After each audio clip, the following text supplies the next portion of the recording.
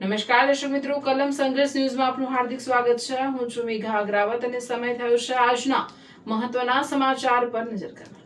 આજે અમદાવાદ જગન્નાથ મંદિરના મહંત પૂજ્ય શ્રી દિલીપદાસજી મહારાજે 149મી રથયાત્રા માટે ભક્તોને અપીલ કરી છે કે શાંતિ અને વ્યવસ્થા જાળવીને દર્શન કરો, ટ્રાફિકના નિયમોનું પાલન કરો। મહારાજે કહ્યું કે ભગવાન જગન્નાથ સૌનું કલ્યાણ કરશે।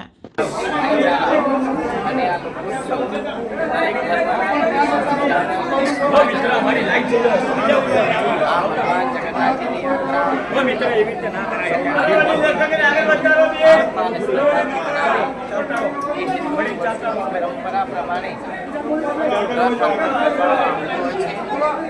आज आ वर्षे पर 150મી રથયાત્રાના અવસર પર ભગવાન જગન્નાથજીની આ યાત્રાની શુભેચ્છા એમનો ભાવ સમર્પિત કરવામાં આવ્યો છે। આવો અનન્ય ભાવ સદાયને માટે બની રહે